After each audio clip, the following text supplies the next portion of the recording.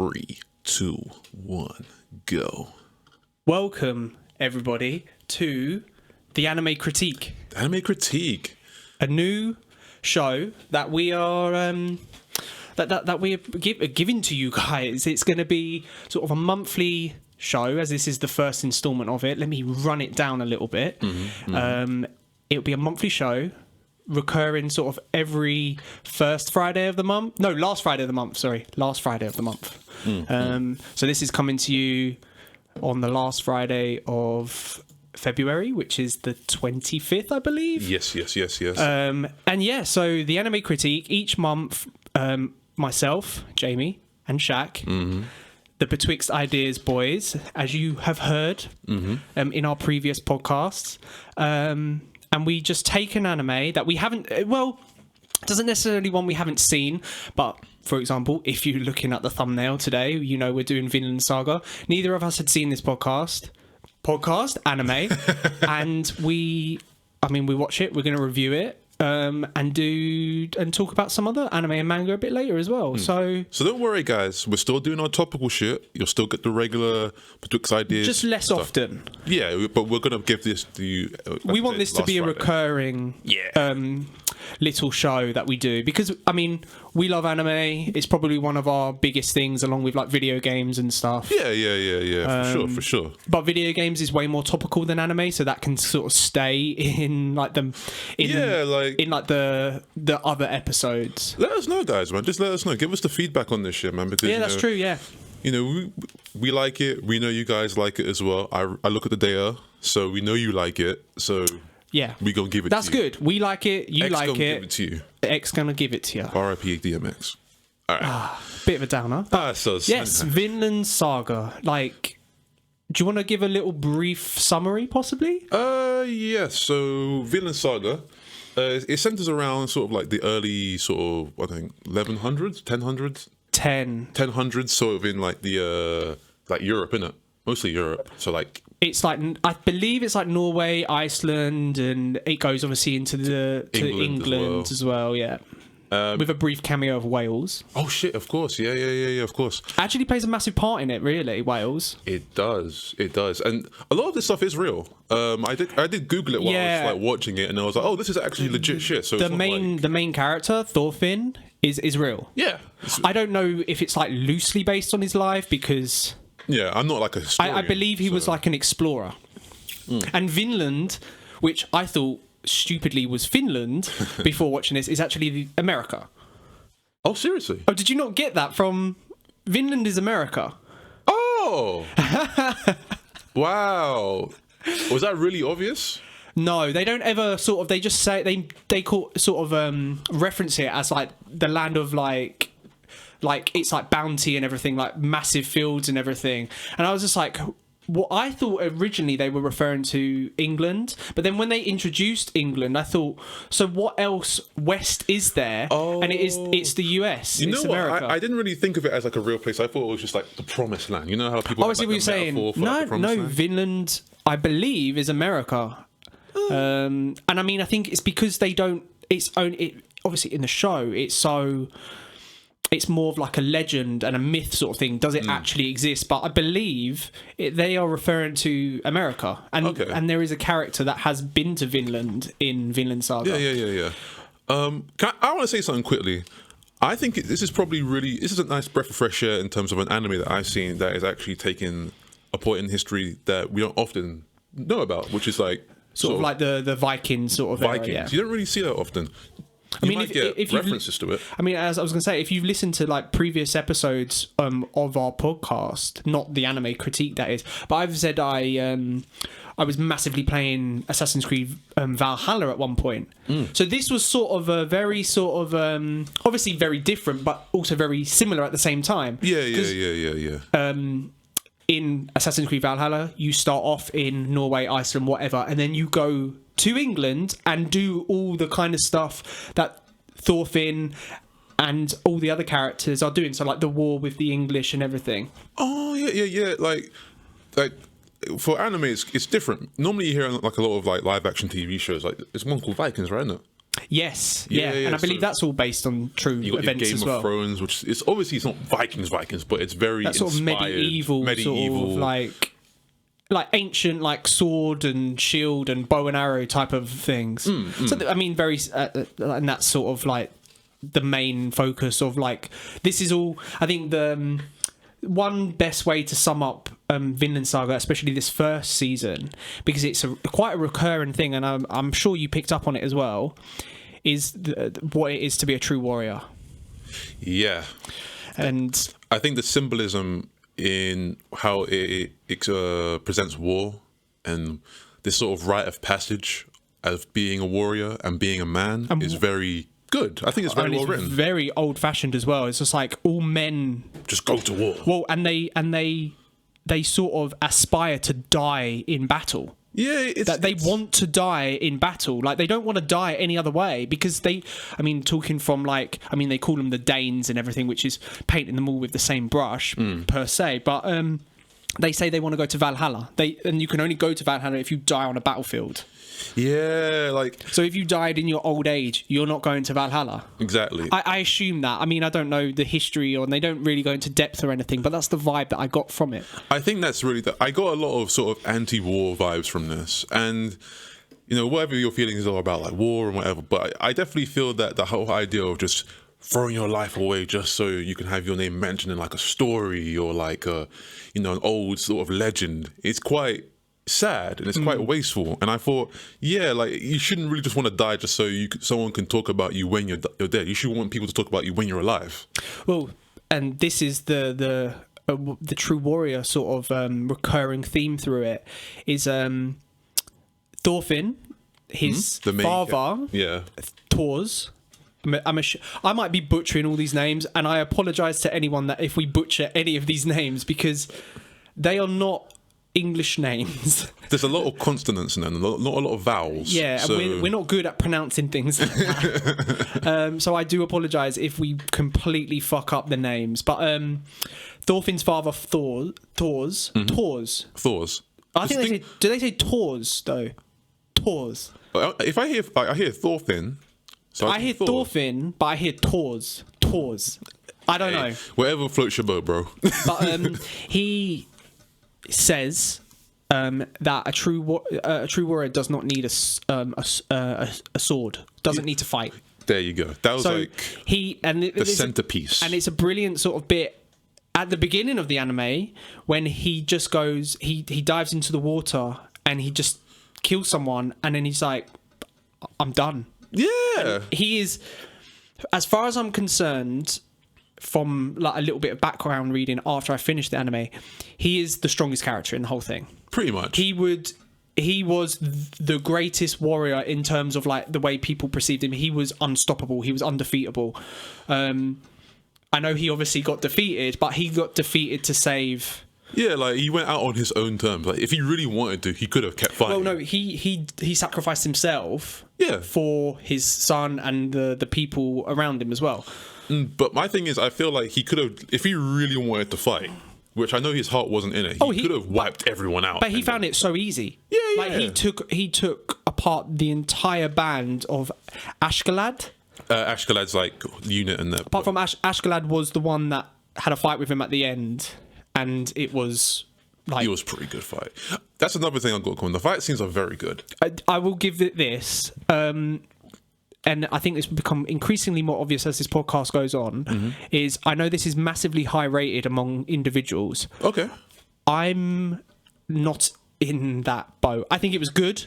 I don't think it was as great as people make it out to be. That's fine. But I will say the visuals, amazing. Obviously, it's quite a newer anime, so it's not like from like the 90s and everything. It's like, I think there's still appeal in like sort of older visuals. Oh no, of course, but I'm saying like this one was crisp, it was sleek. The fight scenes, they very clean. They were fluid, they moved really well. Visceral as well. Very visceral, yeah. But, obviously not something that you would want to watch with children. No. It's not really. If you guys are like old school like anime, I'm talking from the 80s. Think more like 80s anime, where it's like it was obviously very adult. Because and it didn't really like adult in violent way, not adult in sort of a sexual way. Yeah. So it was quite. Because I know there is ecchi animes, of course, which are very sexualized. Yeah. Like, it's not like sexualized or anything. Like, it's just very violent. You know, quite graphic. You know, bit of gore. Would you say gore? Yeah, I mean, there's blood and everything. Blood and gore. So I mean, not gore to the sense of like. It's not berserk. No, you're not seeing people ripped in two. Even though some people do get cut in two, you don't actually ever see like the inner workings of a human being when they're cut in two. Yeah. It's no like Doom or anything like that, but it is like, just think of a bloody battlefield. Okay, so yeah, but well, it's a perfect illustration of a battlefield because it is blood soaked. Yeah.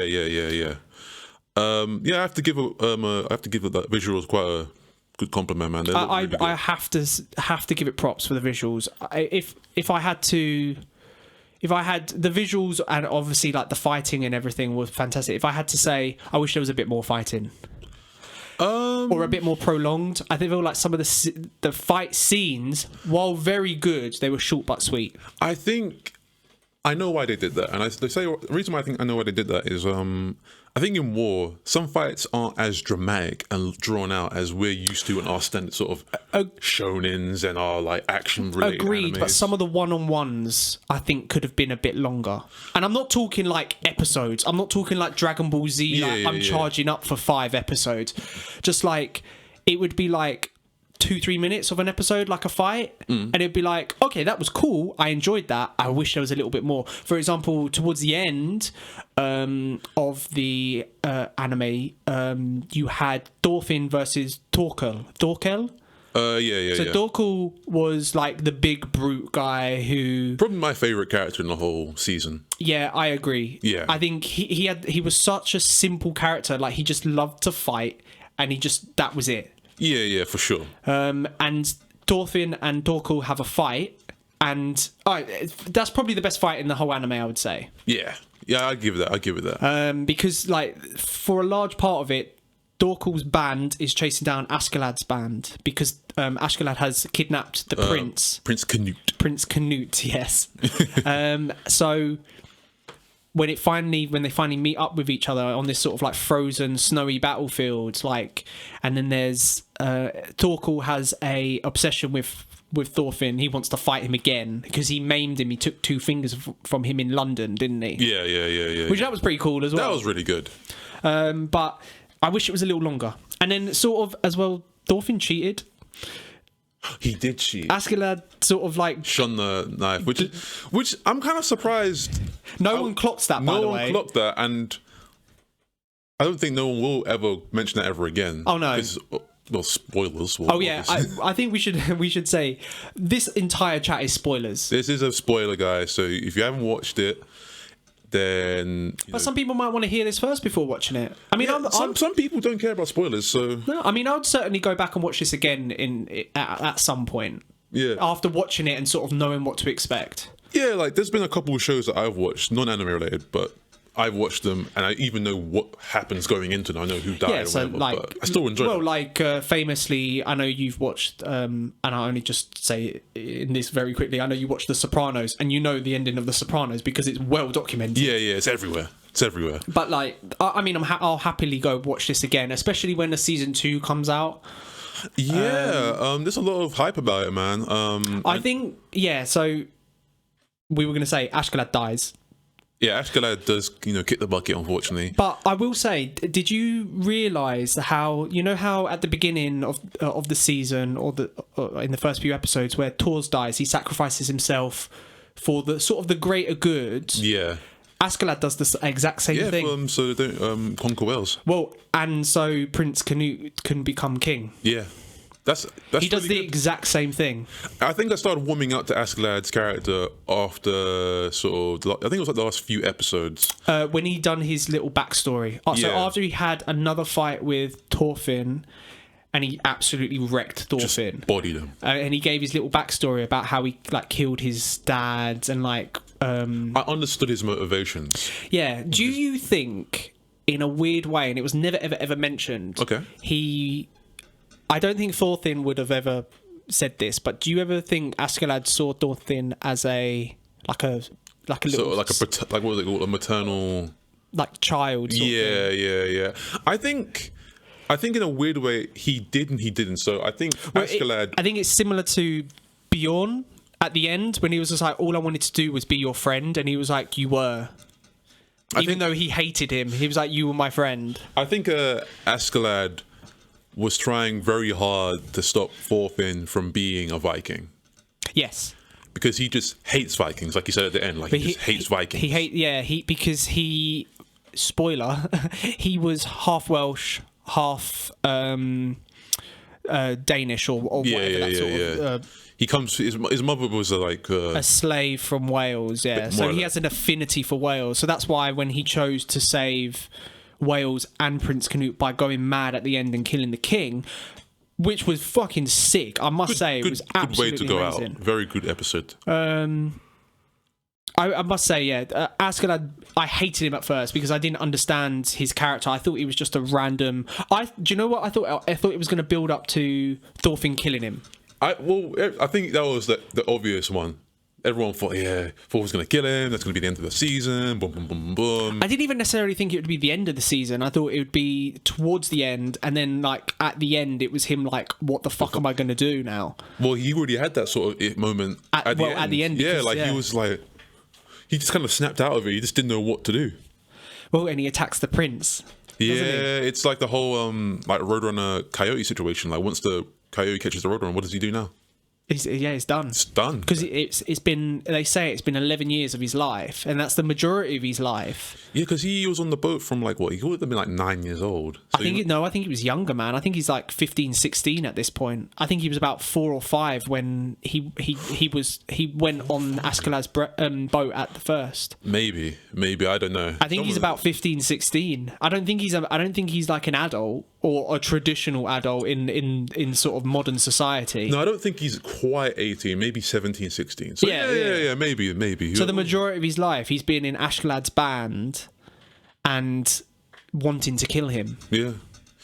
And I must say as well, Thorfinn's not a likable character. Well, we only root for him because we saw what Ashkala did to Force. Well, and he's the main character. Yeah, he's the face of the show. So yeah, I think that's why we root for him. We quote unquote like him as a character because we want to see him win because it's a painful way. Well, you want him to kill Ashkala. Yeah, and you see them have a duel sort of halfway through the anime. Or no, sort of near the beginning, really. It's sort of like episode 10, 11. Yeah. But like he's just a ruffian. He's just a very hard-headed ruffian. All he cares for is just that revenge. Yes. So he hasn't really got a redeeming quality except for his backstory. Yes, which is his father and his mum and sister. Yeah. And I do think that beginning bit was a little slow. It did take a little while to get. That's why I think I remember talking to you about it. It's like, the beginning's a bit slow. Yeah, I was about 4 or 5 episodes deep, and I was just like, this isn't doing much for me. Yeah, so I was watching it and I thought, okay, it's cool. It's one of those ones where I wasn't put off. I was like, let me give it a chance. Let me get. No, I know. I was as well, of course. Like, it's just, I need something to grab me immediately, and it didn't. Yeah, that's another thing I remember. I don't know if I told you about it, or I think because we've watched a lot of anime. We're always going to compare the next anime to what we've already seen. Yeah, of course, yeah. So I mean, and as you said near the beginning of this podcast, it's like this is like nothing we've seen before. In terms of setting, yeah, this is like very refreshing. I mean, I'm sure there's other historic animes like this because this is a very historical anime. There was an anime that I remember watching like ages ago, and I can't remember. I think it was like it's like setting the Oda period of like Japan, so feudal Japan, and I swear it's like he goes back in time to like different like parts of, I don't know, fuck it, somebody will remember. Like it's kind of like Persona. I don't know, it's weird. Anyway, for another day. I don't want to ramble too much, but yeah, Thorfinn hasn't really got much going for him. The beginning was a little bit slow, but I think it was great to kind of build the character and build the setting of where we are in terms of how people are, what's their attitudes like. This is the thing now. Now, I'm completely with you on that. Until I saw the title of the last episode. Yeah. So now it's kind of... So let me give you sort of a little breakdown. I was very skeptical to the anime up until the halfway point. When Torquel was chasing Ashkala and Thorfinn, so sort of from London onwards, and then there was like the whole of like kidnapping Prince Canute, and Canute sort of like change as well. That was pretty good. Ever since from that sort of midway point to the end, I really liked it. Yeah, really, really liked it. But the last episode is called End of the Prologue. Of Prologue. I was going to say epilogue. End of the Prologue. So, which makes me think, is everything we've just seen not redundant, because obviously it's giving like background foundation for Thorfinn. Are all those characters now not going to be in it? I wouldn't say that. I think what a prologue serves to do is really just get people in. You know what I mean? But that's my point. Like so like if I think of a traditional prologue, it's like it gives the background of the story. So we know that Thorfinn is the main character. So everything that happened in the prologue, we now understand the motivations of Thorfinn going forward. Yeah. So now, does that mean it's now going to be a completely different tone going forward? We don't know, because we don't know what's happening. I mean, the ending is very ambiguous. He's on a boat. Yeah, he's an old man at this point, or older. Yeah, older certainly. Yeah, and he's going somewhere. It's like a stormy sea, and he's going somewhere. I don't know. I don't really want to look into it because I know the manga is very far ahead. As far as I'm aware, it's sort of around the chapter 50 mark that this season finishes, and I think there's like 200 odd chapters at the moment. Okay, so we're quite so there's a lot, yeah. Okay, then. So I don't know tonally where this now goes, because I thought it was going to be like the struggle for England, and then it was like the invasion of like Ireland and stuff, and then like go into the America of Vinland. But I don't think that is the case anymore. Well, because he's not in the service of Prince Canute anymore. Well, I mean, I can assume that, I can infer that he's not. We don't, like I said, we don't know. Like, I think going back to the whole thing about a prologue thing, I don't think we're not going to see a bunch of characters anymore. I think we might not see them straight away. I think we might see them a little bit later in, possibly maybe the halfway mark. So I wouldn't necessarily worry too much about. Oh no, it's not that I worry. I just think it's a interesting way. It's piqued my interest to see where it goes, but it also kind of, it's sort of a double-edged sword with me. I'm like, oh, okay, that was prologue, and then there's a part of me that goes, wait, that was just the prologue. So where is this anime going? Because let me put it this way: in like most animes, you get the central goal or the central objective or the tone of it. You know what I call that? Very soon. I call that the golden goose. But I don't think we've got that with Vinland Saga. No, we had it. Unless the title is the clue. We had the golden goose. So you know how you said you found it quite slow at the beginning? You know why that is? Because you didn't know what the golden goose was. You didn't really know. Well, I think it must. What to chase. I think it must be Vinland. Vinland must be the end goal, but I don't know what that is. Yeah, Vinland is definitely the end goal. Like we said, but obviously we've got to have a reason to care about Vinland. And with that, you come with the characters and like their motivation. No, and agreed. So on. And I think, as I said, because it is a historical sort of anime, I think the pacing is so different to what we're normally used to in like a high action or like a psychological or like a shonen type of thing, which isn't bad, but it's just, that's why it's sort of not necessarily my cup of tea. I can appreciate it for what it is, but it's not my cup of tea. I do want to change pace a little bit. I want to talk about the openings and the endings for both seasons, because they split. I mean, traditionally they go 12 and 12, 2 different openings, 2 different endings. Yeah, they all slapped. Yeah, they all fucking slapped. Very, very good. I say my. Oh, I don't know. Is the first opening my favorite or the second one? No, second opening is my favorite. I do like the way that the first ending opens. The first opening ends, where it's just like, is anyone fucking in it? Yeah. I like that. I think that's why I like the first one a little bit more. But they're both really good. Both slap. And also to go back to why you think that like it looks really good, it's the same people who did the first 3 seasons of Attack on Titan. With Studio. I was literally looking at it in the corner of my eye, and I was like, yeah, they've done good work. I mean, stellar work, man. Like, it's, the animation is beautiful. Oh, they did this anime? That's a good anime.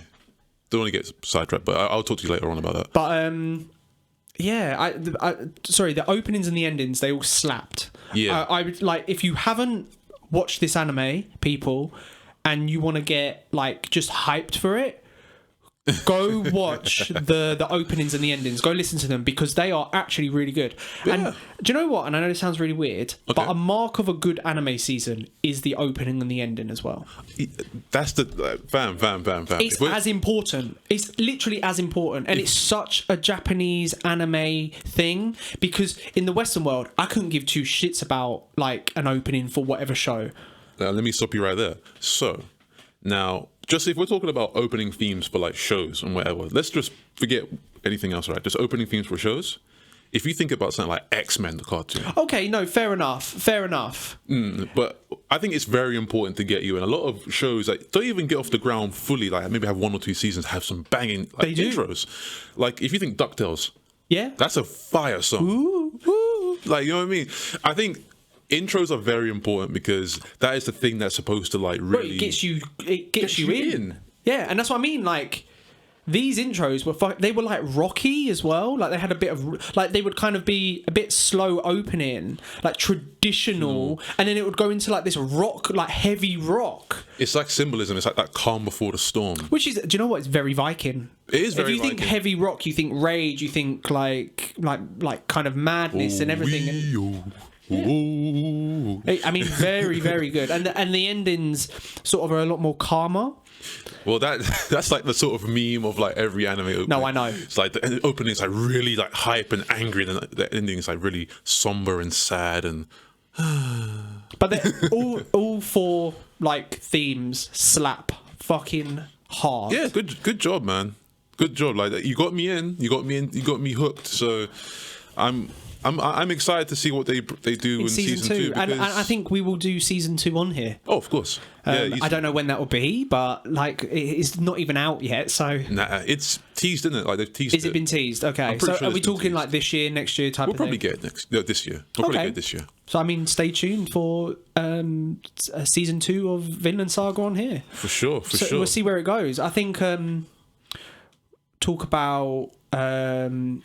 So did you watch it subbed or dubbed? And I know there's like a fan dub sort of thing. I think it's a fan dub. I'm not sure, but there is an English dub. There is an English dub, yes. I watched it dubbed. I started off in subbed. Oh, okay. A little bit, and I thought, let me try and see what the dub's like. And the dubs are fine. I watched it sub. The dubs are. I'm going to say something quickly. I don't want to get too caught up in this debate, but I feel like we're out of this era now where. You know, good English dubs are hard to find. Oh no, I agree, completely agree. The modern animes have perfectly fine. They have great dubs. Like this is done by proper studios. Because I can think of examples of recent animes English dubs that are horrible. So like what? Jojo's Bizarre Adventure. I didn't mind it. I thought there were some moments where like, okay, maybe it's a little bit, but. No, I didn't. I watched a lot of Jojo dubbed. I watched all of it subbed because the dub is horrible. It's the voices. The voices don't fit the characters. So this was my thing because you watched some of this dubbed, and you watched some of it subbed as well. Did the voices fit the characters going from one to the other? Yeah. Yeah. Yeah. Like I know, like people have a quiet affection to like the Japanese really low. You know, gruff. Oh no! For me, I know people like that. For me, it's not even that. It's just its original form. Like it's an original form, but why I give Vinland Saga a blah here is because it's based in Europe. It's based on like this Viking-esque. Yeah, thing. so you want more European voices. I don't. Yeah, the European voices. Well, I was going to say that it's not dubbed by like Americans, though, is it? No. Well, there are parts where. They are in England, and we are expecting a little bit more of an English dialect, and it's not there. And I'm like, okay, it kind of breaks immersion a little bit in what I'm feeling could have been a really good move just to hire some voice actors that are English. But it's not. It doesn't ruin it. It's just something where I thought that would have been, great. It's the little things. So the dubs are fine. I think they're great. I think Torquel's dub is fantastic. Oh, okay. I'll have to check it out because I really liked his subbed voice. Thorfinn's voice I felt is great. I think it sometimes it felt like How kiddie does he sound in the dub? Honestly. Are you talking about like sort of teenage Thorfinn or in the later episodes because he has a very deep kind of like shouty sort of like angry Japanese voice. He's quite. I say Japanese voice, but like sub. I would say it's quite angsty, but not in like a sort of like a pussy way. Obviously, he's got a lot of blood. Well, he's not. He can hold his own against anyone, really. So I mean, like, it's not pussy. It's very angsty, but he's got a lot of bloodlust in his voice. So you are convinced of his clout. I'll have to see a few scenes because. I mean, I really enjoyed the sub. Yeah, the sub's not bad. Like, I watched a little bit of it. It's just not bad. It's just dubs. It's easy for me because I just like to. Like, I don't have a problem with reading subtitles. Like, I can do it fine. I watch like Parasite and shit like that. But sometimes I'm like, I might be a bit tired. I might not want to read something. I might just want to just sit down and just let my brain do all the job for me of just listening to it. But no, they're both good, man. So if you're on the edge about subs or dub, listen, you're not going to go wrong with either one. Oh yeah, I'm going to put this out here as well. We're not gonna fucking like crucify you if you like dubs here. I know there are people that go, if you watch dubs, you shouldn't watch anime. That type of vibe. I'm saying you do what's best for you. I prefer subs mainly, apart from sort of nostalgic ones. I could not go back and watch, say, Dragon Ball Z in sub. I couldn't do it. I don't mind. Like, I watched Super in subs, and it wasn't like bad or anything. I couldn't do it because it's so ingrained in my head to hear like Christopher Sabat and company. What's the Goku's name? Oh shit! Fuck! How can I not know that? Whatever the guy. Yeah. Michael. Is it Michael? Fuck. Oh yeah. This is Goku, horrible. We have to Google this. Sorry. VA. George Schimmel. No, Sean Skimmel. Excuse me. Sean. Not George. I don't know why I had George in my mind. Sean. I don't know why I said Michael. But yeah, like Christopher and Sean, like they are so iconic as Goku and Vegeta in my head. So nostalgic. I couldn't hear anything else. So we're never going to get at anyone watching in dub or sub. I personally, for these type of things, like the shorter ones, I prefer to watch sub because my attention span, I can do shorter ones subbed. If we were to ever do like 100 odd episode animes reviewed on this show, I will probably go with dubbed because I wouldn't be able to get through it. Mine's like, I don't really have a particular preference really. Like for me, oh no, I don't either. If an anime comes out and there's only subs, I watch subs just fine. Fine, no problem. If it's a dub, I'll check out the dub. If it's okay, I'll just keep with the dub. If you have the choice, if both are out, you would normally go dub. Go for dub, but if the dub I don't think is great, then I might go back to subs. I think I completely agree. I'm kind of the same, but I think I lean a little bit towards subs. I know people like yourself, you say intent of how they like the character to sound and whatever, but that's really just like, it's like the whole death of an author thing. Yeah. And you never really know what the author really wants, and I'm sure they must have a hand in what the English VAs must do as well. Well, the studios, the English studios, or the American studios, I should say, that they've only got like a handful of voice actors. Yeah. Like the anime VA circle is very small. You can hear Christopher Sabat in like every modern anime. I think he might be Yami in Black Clover. Yeah, no, he is. Yeah, he is. And he's also he's All Might. He's All Might. He's Zoro. He's Vegeta. He's in it. Like yeah. Like the anime VA English circle is very small, so we do hear like a lot. But then again, this is quite bad, but an honest thing. I don't know if the Japanese voices are a small circle as well. I doubt it because I don't know their names. Yeah. No one really knows their names, of course, because we just only. But I think it's a bigger thing out there. No, 100%. Like, so that's why I do prefer subs. My friend Sion, shout out to Sion. He went to Japan, and like One Piece is huge. Oh yeah, no, I can't wait. Really, really big. I cannot wait. Like I think he sent me a picture of like a massive little like Zoro statue. Yeah, and, like, literally, it's bigger than my fucking door. Yeah, they're dotted around Japan or statues of the crew. Yeah. I mean, all of them. I don't think all of them have been made, but I think the intention is to make all of them. Yeah. So, I mean, voices. So we say the voice acting was quite good in this. Obviously, yeah, it's good, man. I don't have anything negative to say about the voices at all. Yeah, I only went a little tangent because I feel people might still be stuck in the past of like, English. No, I think it's safe to say on here. We don't care. Yeah, ultimately, we don't care. As long as we're getting the story and we're getting the important part from it. Yeah. So don't worry, guys. Watch whatever you feel comfortable with, and that's basically it. I think. Give it a score. I think we should give it a score. Yeah. At the moment, give it a little detailed, sort of your train of thought, and we'll split the difference. No points. Guys, we're going to score everything out of 10. Solid numbers. And we'll split the difference. So we'll average it. So if you said 6 and I said 7, would be like a... We'll have to discuss where we're leaning towards. But if you said 8 and I said 6, then it's a 7. Yeah. I think right now, I think when I was watching it, it felt like a standard sort of anime, a standard what they call a seinen, or is it shinen, or whatever. I told you we're going to butcher names. I know what you mean. It was a very adult. A more adult teenage. It's not typical children's shonen or whatever. Yeah.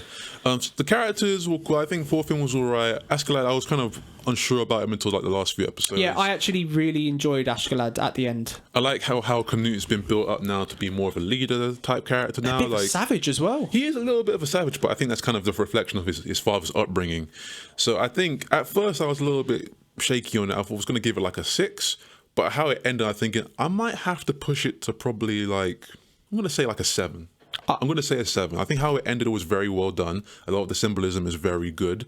You know, it has a nice little underlying story about war and legacies, and but sort of telling the story of like the Viking invasion of like the UK as well, or England. Yeah. So, you know, a couple of things. It did start off a little bit slow. There was some parts where I was just like, okay, I want to know some more motivation. I want to get a little bit more information just so it can keep me going. But I felt like the ending kind of cleared up a lot of things. It was very well done. Got me excited for the second season, which is always a good thing. As long as if the last episode can make me want to watch more, then it's done its job. Do you know what? I completely agree with everything you said. I think yes, started slow. I really like Thor's. I wish he was in it a little bit more, because I think at the end of the day he was probably my favourite character in the entire show, and I would like to have just got a bit more backstory from him. So we get some really ample backstory with Torquel, and you find out that Torquel is actually Thorfinn's great uncle. Yeah, that's really cool. Which is cool, and he still doesn't give a fuck that he's family. He still wants to fight him and kill him and give him that. And this was when we say like these men, these warriors, they know that their worth is just dying on the battlefield. Exactly. So this is like the ultimate thing that they can give each other is like, and for example, when Torquel is surrounding Ashkalan's band, they're saying, pick up your weapons so you can die like a warrior. We don't want to kill you like little bitches. We want to kill you like warriors. Go out with some swag. But I completely agree. I think, as I said, Thor's was my favourite character. I wish I got a little bit more of a backstory from him, and sort of like why he sort of had that instant change of heart. You know what? Because it seemed to happen quite suddenly in the anime.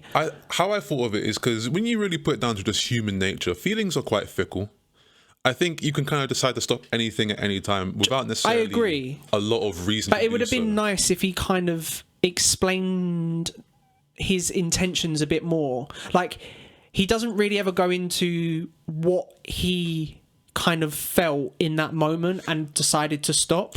Yeah, how I saw it is that because he's the most redeemable character in the entire thing, I think. Yeah, how I saw it is that, you know, he's been through so much war and just bloodshed and war and bloodshed that he's killed too many. He's numb to it now, and it's like he almost feels disgusted at the fact that he can just kill a man and not even blink.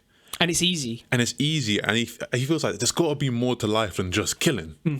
So that's how I saw it. He might not have said it, but that's the good thing about there's like the subtext of it. Yeah, show don't tell. Well, and I think a lot is said in when he talks about, as I said earlier, a true warrior does not require a sword, which effectively is trying to say that the pen is mightier than the sword. They're saying you can use your words. Yeah.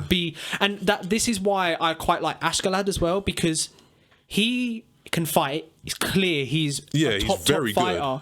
But he's also got this intelligence behind him, like this sort of like army general intelligence. He's not a knucklehead. No, he's strategic. Like, he is very, very intelligent. You saw it from that first moment when he was fighting for us, when he like cut down like the ship's sail and like used it as cover to get in. That was very good. So that's what I mean. I wish we got a little bit of Thor's, but I wouldn't negatively mark it because of that. I think there was a few things that I wish it played a bit more in the anime, and I don't know if it plays more in the manga. So I mean, we're only giving it based on the the Bjorn. He ate like a berserker mushroom. I think they called it.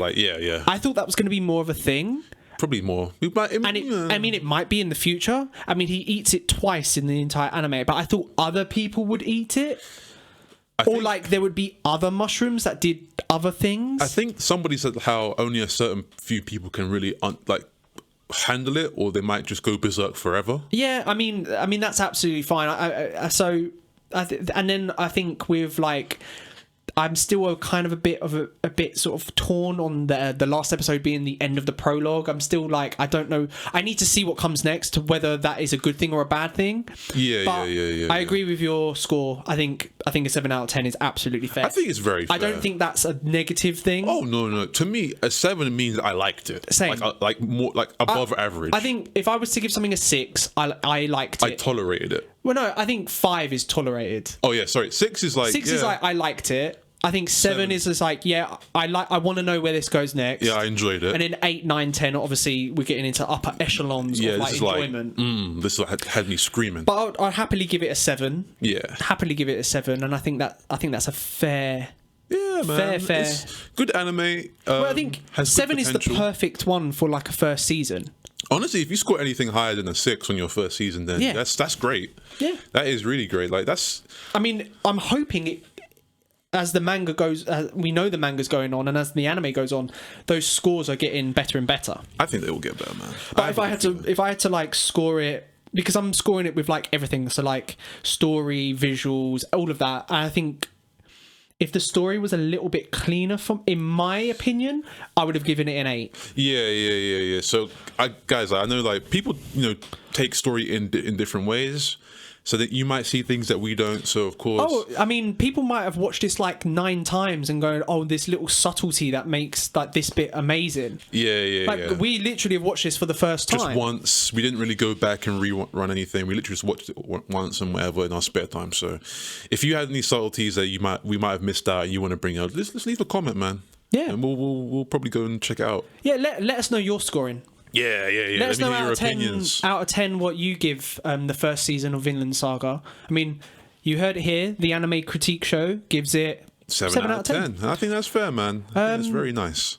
So let's slowly start wrapping things up for today's episode. So what have you been watching? Anything else? Any watching or reading anything else? All right, let's start with watching. So of course, I've been watching the big ones that have been out, so that drop on the Sunday. So Demon Slayer.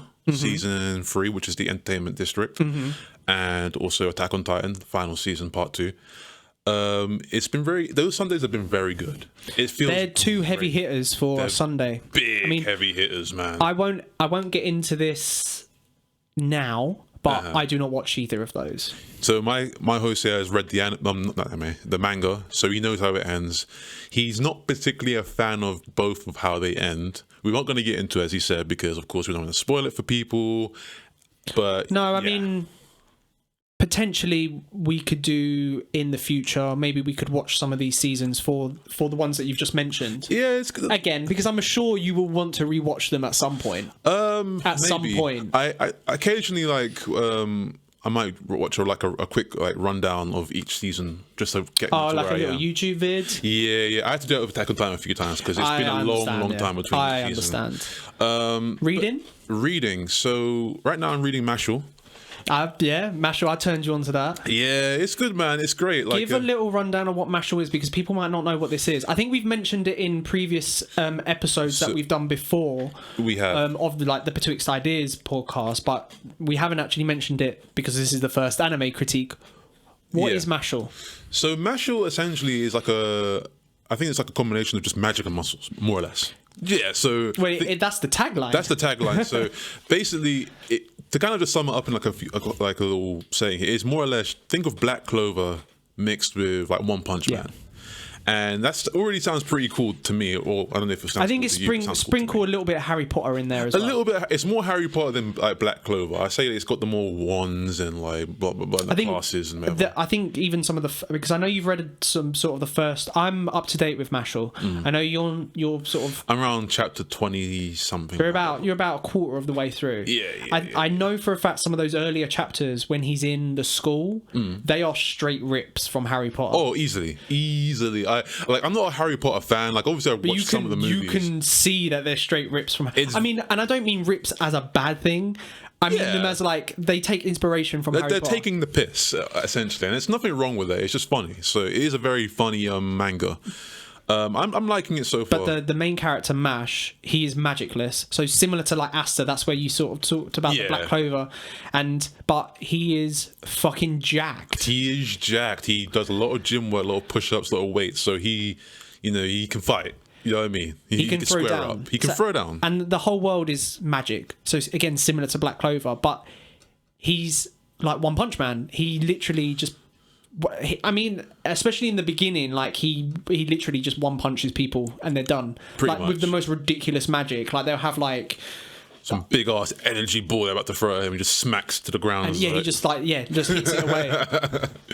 But I'm enjoying it right now. It's funny. They're starting to build up a little bit more motivation. Like I said, the golden goose. So you're starting to see, all right, what are we chasing? What's our end goal here? They're starting to do that a little bit now, which I'm happy for. They gave us a lot of ha funny moments, a lot of like character building. There still is all of that. He still has like the sort of deadpan Saitama from One Punch Man sort of vibe. Yeah. I mean, even like his face, it's very Saitama. Is it not the same person who did it? No. Oh, I don't think it is. Well, we've got the rules right here. But have you been watching or reading anything else? Or are those the main ones? Just like, so Black Clover, Demon Slayer, that wrapped up. I was very happy with how that wrapped up. I know a lot of people will have their sort of thoughts and opinions about Demon Slayer. It's like, oh, it's very simple. It's not like, it's very overrated. And I want to say this. Hold on, before I get into that, I don't think it's the same person. No, I don't think it is either. I'm, as someone who watches Black Clover, I'm very not Black Clover, sorry, as Demon Slayer. Oh. I'm very aware that the story is quite simple. It isn't the most, oh my god, like mind-blown story. It's a very standard shonen story of just growth through struggle. I completely agree with Demon Slayer. Demon Slayer? Demon Slayer, yeah. So I watched the first season, then read it all. Oh, okay. So I know the style and the animation and the artwork is fucking phenomenal in the anime. They're putting a lot of money into it. But that carries it, in my opinion. I would say with this season, the story... Oh no, yeah, this season is much better. That for me, and I know... I was actually going to agree with you. Oh. Yeah, I was actually going to say this season hasn't really been like super duper story time sort of shit. Like, it's obviously it's got story there. I'm not saying it's just, no one's talking like a Tom and Jerry cartoon. There is story there. There is like motivations. There are like developments. But I don't know if it's because I've just gotten used to Demon Slayer now that I feel that, like, at the beginning I was very drawn in by how dramatic and sad it was because it was very, Oh yeah, it's very depressing. Emotional, very depressing. But I don't know if I'm just used to it now, so I'm just like, I just want to see demons get their heads cut off. I want to see like flashy boom boom and stances and boom boom boom boom. So maybe that's just me.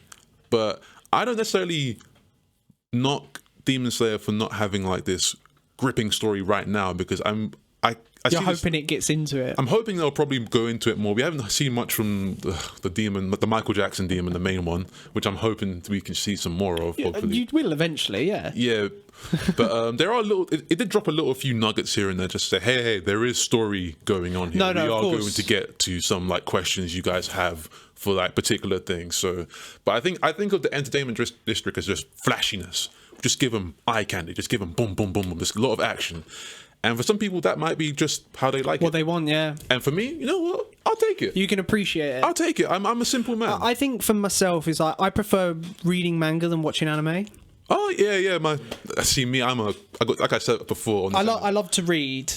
I got caveman brown. I like to see moving pictures. I am getting into manga reading. Is good. For me, manga is like I want to know what the story is like immediately. So that's what it was like with Black Clover. I was like, I can't wait for things to update. Even though you are 2 chapters behind now. Yeah, but like, because I know when they were saying, oh, it's going to be on hiatus, I'm like, fuck. I don't know when we're going to get the next part in this because this is going to be a long time. Yeah, aren't they doing a movie or something?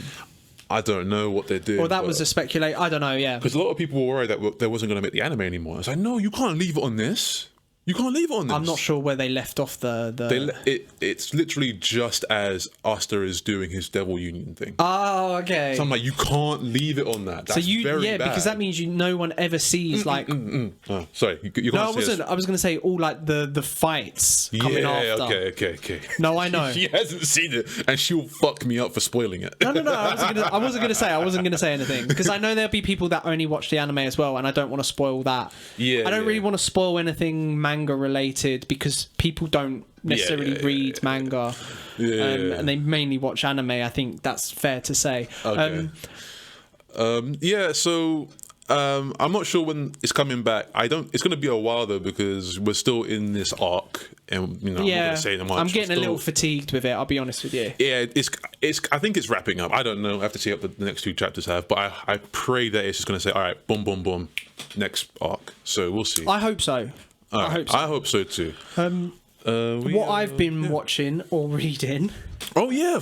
Sorry, I fucked up there. Go ahead. I haven't really been watching anything else. I'll be honest with you. As I said, I prefer to read than watch, so I actually have read quite a lot.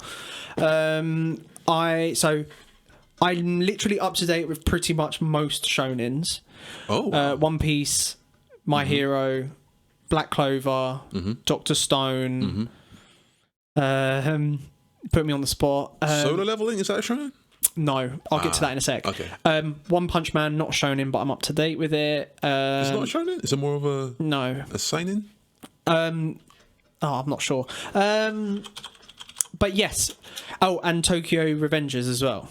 I'm up to date with all of these, and I must say I absolutely love reading them weekly. Like I love that. That's my shit. Like, and it's similar to how you were saying on a Sunday night you have all these animes drop on a Friday morning when I have all these mangas drop. You got I fucking love it. Yeah. So if you guys don't know, we got a group chat for One Piece. I'm trying to get into One Piece. We'll talk about that in a sec. Yeah. And I see it drop on the Friday, and I see the chat just go crazy. Oh, such and such, and blah blah blah, boom, boom, boom, boom. And it's just crazy. Yeah, I'm out of context. Things must be so confusing as well to you. A little bit, like it's because you know what it is. Like I see a lot of One Piece shit on my timeline, and people just saying, "Oh, such and such is doing this, and this fight was crazy." So I kind of have bits and pieces where I stitch together. But there's names you have no idea about. Oh, absolutely not. But I see it a lot, so don't worry, you'll get there. I reckon once you do catch up and watch it all, you'll want to read it. Yeah. But you said solo leveling. Now, solo leveling is actually Korean. Oh. So it's I believe the pronunciation of this is manhwa. Okay. It's now Honjaman Rib. So solo leveling is I believe it's called like I want to see if it says how to pronounce it anywhere. Well, that's the what they call it, but it's not manga because manga's Japanese. It's a webcomic. Yeah, but it's also. Oh yeah, see web novel. Oh okay, but I believe they have their own name for it in Korea. Like it's like a manhwa or something. Go on Just put in Korean manga and see what it says.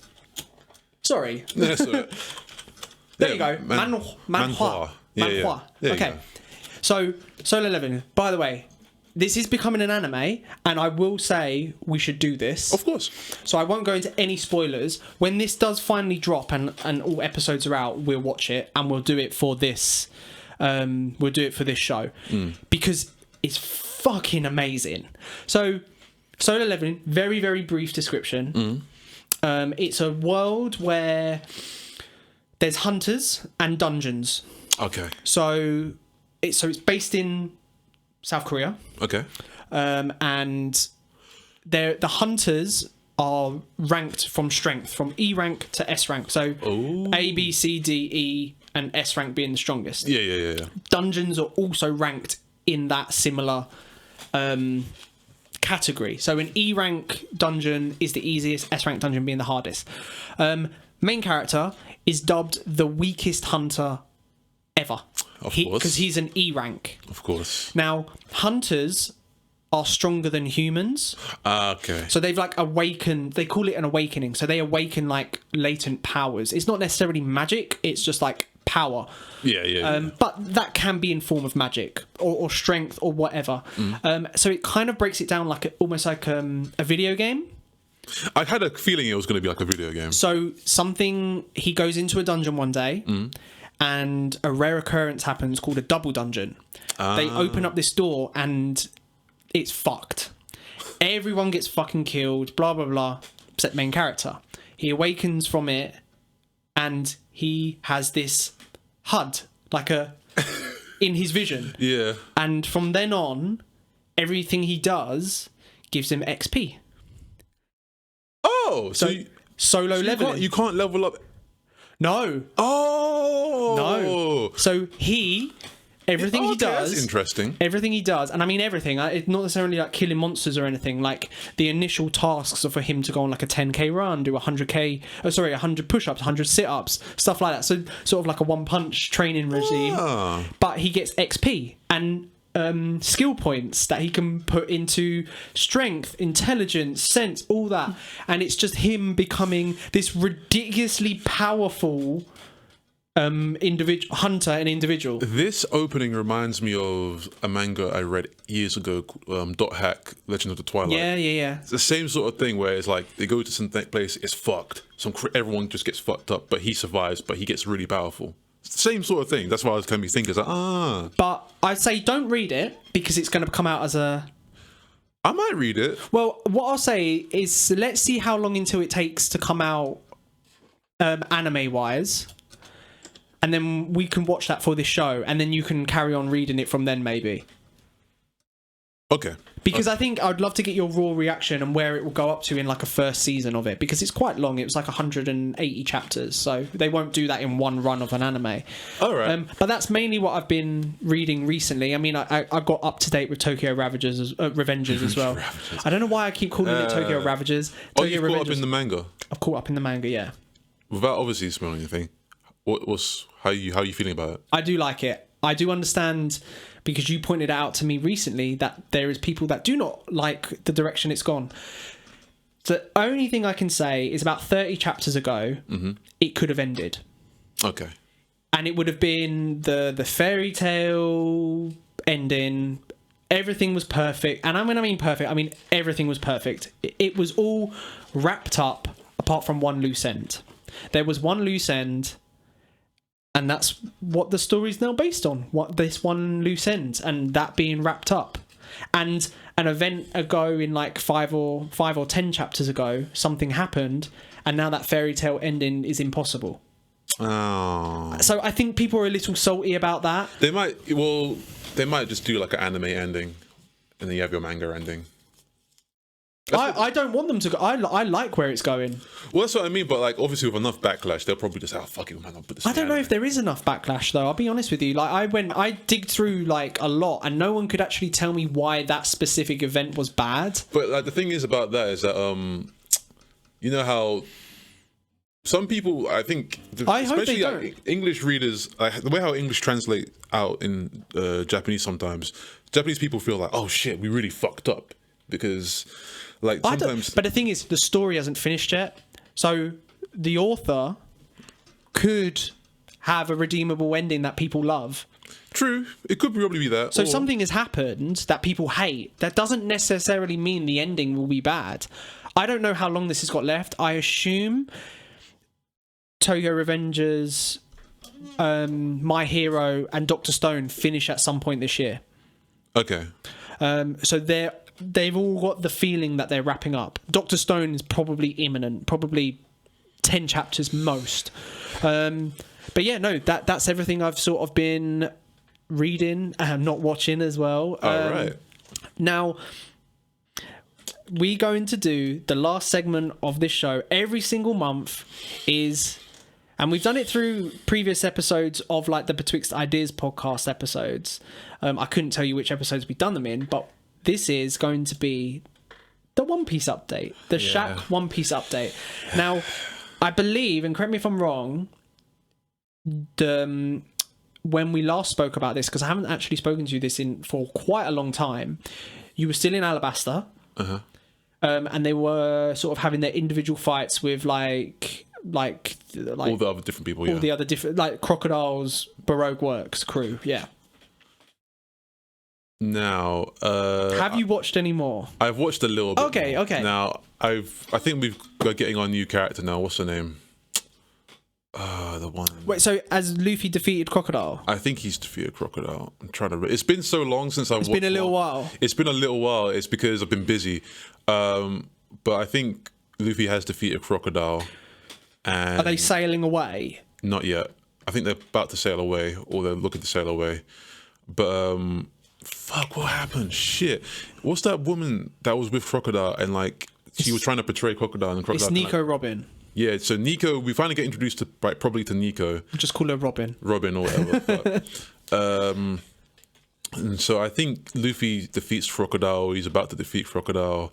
It's so fucking long though. I know, but I'm still in. To try and give you. You're at the tail end of Alabasta. Yeah, and I'm gonna be honest. That shit went on for way too fucking long. It does go on for a while. It goes on for way too long. Do you know what the worst thing is? It's not even the longest arc. That like myself and my partner Olivia, we were kind of just tired now. We're like, yo, wrap this shit up because we've been in this desert for 20 years. Yeah, I was gonna say the whole desert aesthetic is certainly, and I think as time goes on, when sort of the crew gets fleshed out a bit more, like more members join, there's more separate fights in different terrain that kind of make it a bit more interesting. Yeah, I didn't mind the desert thing at first. It just went on for a while. It's like, damn, this is like the fucking Chimera Ant arc all over again. Too long. Just slow motion, everything. But nah, I'm gonna next month. Hopefully, you'll have.